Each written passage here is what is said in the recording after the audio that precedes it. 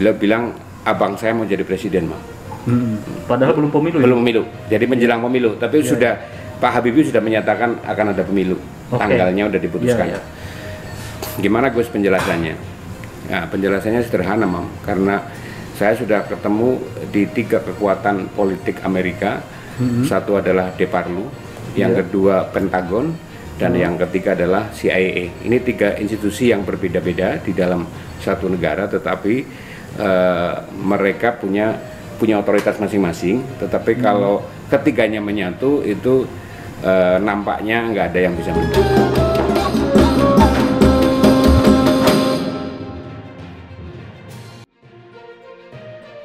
Assalamualaikum warahmatullahi wabarakatuh. Pemirsa pada Suat TV, saya berada di padepokannya salah satu tokoh dan salah satu saksi sejarah detik-detik pelengseran Gus Dur dan juga detik-detik pengangkatan Gus Dur sebagai presiden ya. Jadi banyak sekali nih. Beliau adalah Mas Khotibul Umam Wiranu, dulu adalah ketua DPR dari Partai Kebangkitan Bangsa. Betul. Kemudian juga dipercaya sebagai juru bicara ke media ya, Mas ya. Ya, posisi di wakil sekjen PKB-nya dulu. Oh, jadi wakil sekjen berarti banyak berinteraksi ya? Iya, berinteraksi dengan media. Tahun itu 2000 sampai dengan 2003. Jadi sangat tahu bagaimana sejarahnya Gus Dur. Begini, Mas Umam, Gus Dur itu sebelum jadi presiden, ketika masih PBNU, katanya dapat wangsit, menjadi presiden. Nah itu banyak berkembang seperti itu. Tetapi di balik wangsit itu pun katanya ada kekuatan besar yang merestui Gus Dur. Bisa diceritakan nggak nih? Iya, kalau yang yang disebut isyarah ya, para ulama kalau memberikan isyarah itu, kalau Nabi namanya wahyu, kalau wali namanya al-ima. Wahyu itu kenyataan yang pada saat itu terjadi, kalau al-ima itu kenyataan yang tertunda. Beberapa bulan, sekian tahun baru terrealisir. Kalau ulama itu isyarah. Nah, memang banyak isyarah dari ulama-ulama, sebutnya khusus ulama khos ya. 2 diantaranya saya kenal baik, satu Kiai Najmuddin dari Kecamatan Majenang, pondoknya di Benda, Majenang, Cilacap. Yang satu dari Kesugihan, namanya Kiai Mustolih Badawi. Kiai Mustolih bilang sama Gus Dur, Gus sekarang sampean bikin partai. Itu 98. Sampean bikin partai, saya mendapatkan isyarah nanti presiden tahun 99 itu panjenengan. Nah itu eksplisit. Nah, tetapi Kiai itu tahun berapa itu? Itu tahun 98. Oh, 98. Agar Gus, agar Gus Dur membuat partai politik. Nah, meskipun ketika kampanye Kiai Mustolih Badawi itu selalu menyatakan nanti presiden kita adalah seorang turunan Kanjeng Nabi. Bahasa beliau seorang Habib. Gitu. Nanti di titik ini nanti Pak Habib Alwi agak GR. Karena Gus Dur tidak dikenal sebagai Habib kan. Padahal beliau ini Basyaiban. Basyaiban ya bagian dari Dzurriyyatur Rasul. Yang kedua Kiai Najmuddin juga sama. Dua-duanya saya konfirmasi sebelum peristiwa itu, sebelum 99 maksudnya, saya sowan. Iya Mam, dukung aja Gus Dur. Kiai Najmuddin itu tokoh P3. Nah kemudian pertanyaan Mas Syukur itu soal kekuatan dibalik Gus Dur jadi presiden. Itu memang kita teman-teman NU waktu itu kan lebih banyak, kalau aktivis itu pasti bersentuhan dengan adiknya namanya Hasyim Wahid. Ini dikenal sebagai tokoh dibalik layar kesuksesan Gus Dur. Karena beliau mendedikasikan hidupnya untuk abangnya. Masya Allah. Iya, jadi dia eksplisit. Sampai beliau tuh, saya bukan nggak kepengin kayak kamu mau menjadi orang publik gitu, tapi karena masih ada abang saya nggak berani gitu. Saya akan bantu Gus Dur, tapi nanti ketika usia Gus Dur sudah lengser, saya sudah tua. Jadi saya akan tetap di belakang teman-teman semua yang di depan gitu. Nah, beliau itu selalu memberikan perspektif yang unik dari pergerakan politik tanah air ya. Tidak ada perubahan sebuah negara di dunia manapun yang tidak ada campur tangan asing. Itu prinsip dasarnya. Nah, asing di sini adalah Barat. Barat di sini tentu saja adalah salah satunya Amerika, yang kedua adalah Inggris. Beliau secara eksplisit beliau membuat satu buku yang mungkin masih bisa dijangkau hari ini, yaitu Telikungan Kapitalisme Dunia. Nah, itu bukunya tipis saja, tapi itu berbicara soal fakta-fakta yang dia alami tentang perubahan-perubahan di sebuah negeri atau negara yang baru merdeka atau negara ketiga. Nah, beliau memberikan perspektif misalnya pada saat menjelang pemilu 99, kita di rumah beliau di Gandaria. Nah, itu biasanya kita diundang khusus beberapa orang, lebih sering saya sendirian. Beliau bilang, abang saya mau jadi presiden, Mam. Padahal belum pemilu. Belum pemilu, jadi menjelang pemilu. Tapi sudah Pak Habibie sudah menyatakan akan ada pemilu. Tanggalnya udah diputuskan. Gimana Gus penjelasannya? Nah, penjelasannya sederhana, Mam. Karena saya sudah ketemu di 3 kekuatan politik Amerika. Satu adalah Deparlu, yang kedua Pentagon, dan yang ketiga adalah CIA. Ini 3 institusi yang berbeda-beda di dalam satu negara, tetapi mereka punya otoritas masing-masing. Tetapi kalau ketiganya menyatu, itu nampaknya nggak ada yang bisa bendung. Itu prediksi beliau begitu. Jadi bukan ramalan sebenarnya, bukan ramalan.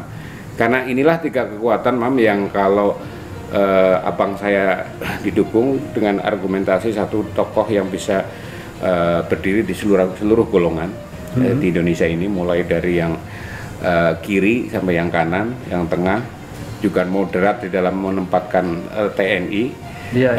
Karena abang gua itu juga tidak bermusuhan dengan Soeharto. Ini salah satunya juga. Soeharto adalah mitra apa istilahnya ya? Mitra diskusi ya? Mitra diskusi. Gus Dur selalu mencegah orang mengkritik pemimpin. Nah, itu eksplisit kepada saya, jangan pernah kau maki Soeharto. Kalau kau tidak setuju sistemnya.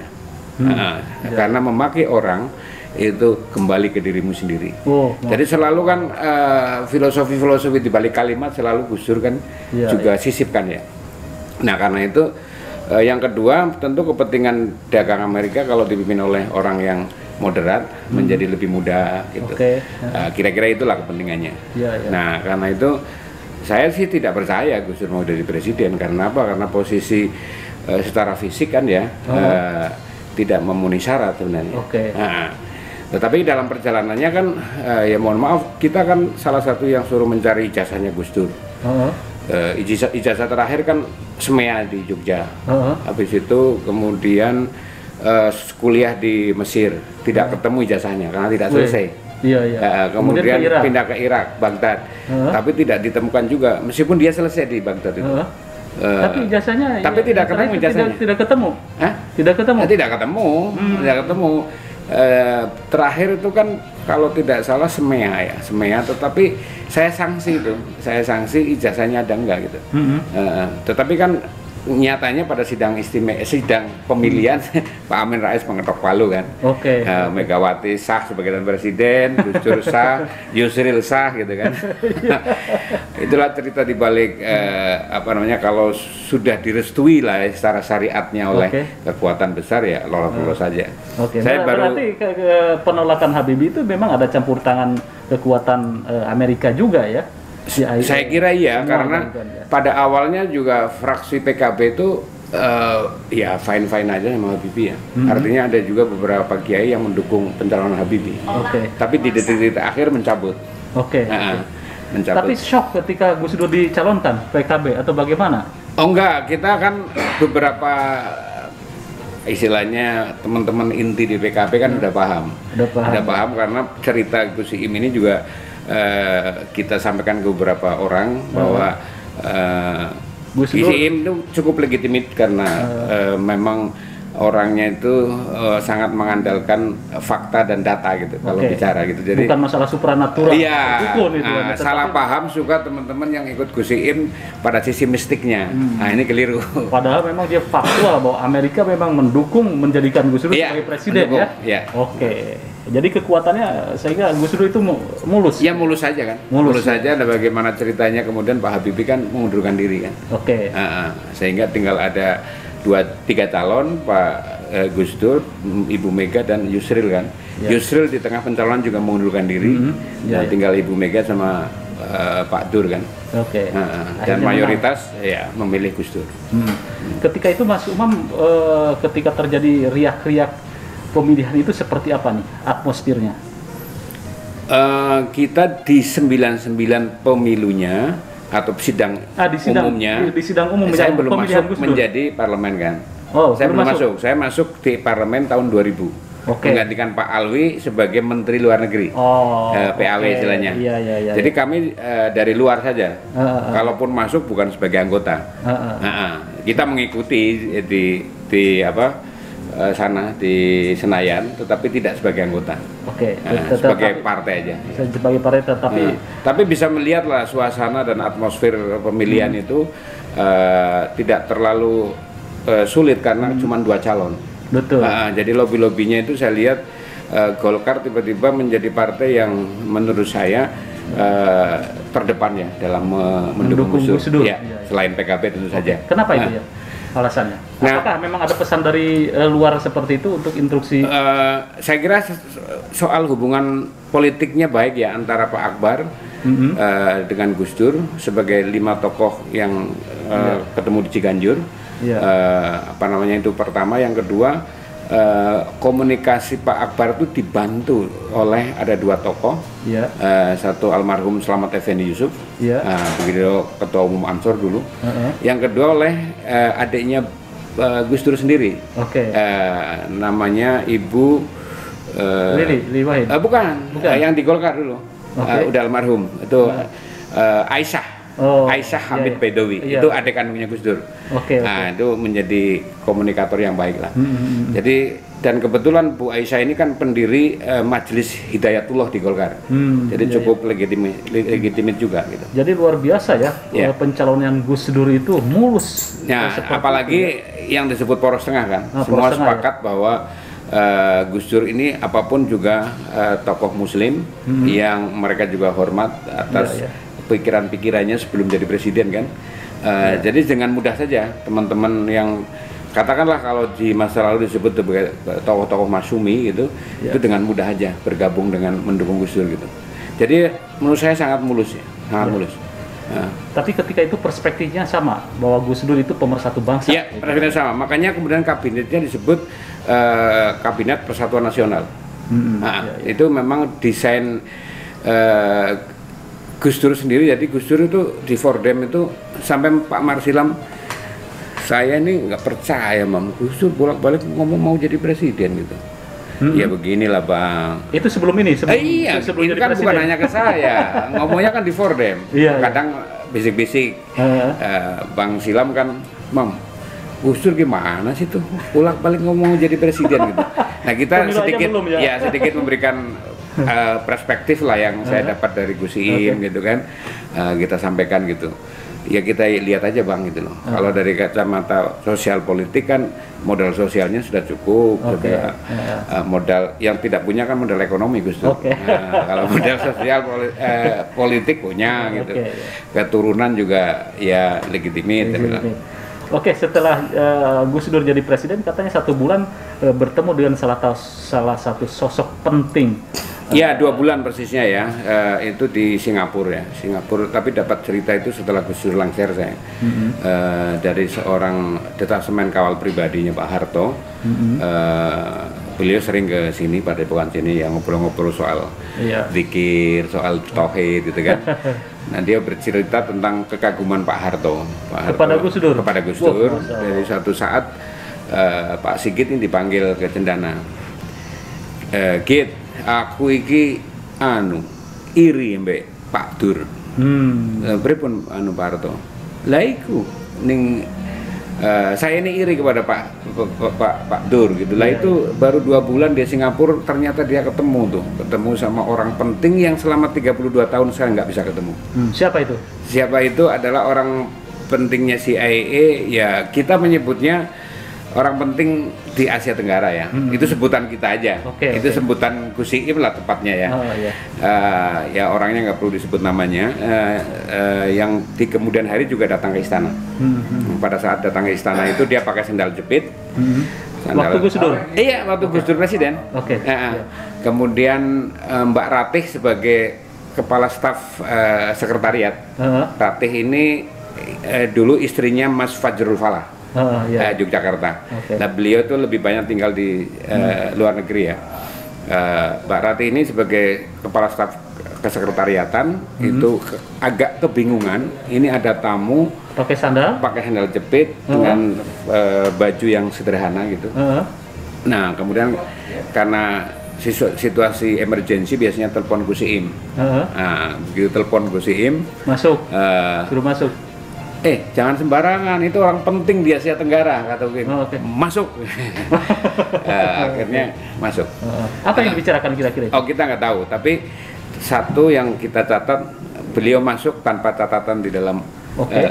Maksudnya orang ketemu presiden kan harus mencatat ya. Itu buku tamu ya. Ya, buku tamu, tidak terdeteksi buku tamu karena kata Gus Iim itu orang penting dan itu ditunggu oleh presiden kita. Karena sebelumnya sudah bertemu di Singapura. Ya. Kira-kira pesan global CIA itu apa? Ya, pesannya saya kira ya tentu kepentingan pertama bilateral ya antar negara. Tapi yang kedua adalah kepentingan ekonomi bisnis itu pasti ada di dalamnya, pastilah. Tidak bisa dihindari, orang boleh percaya boleh tidak, tetapi faktanya begitu. Sehingga Indonesia menjadi bagian yang saya kira tidak akan ekstrim berhadapan dengan Amerika gitu, selalu moderat kan dari dulu sejak zaman Bung Karno sampai sekarang kan.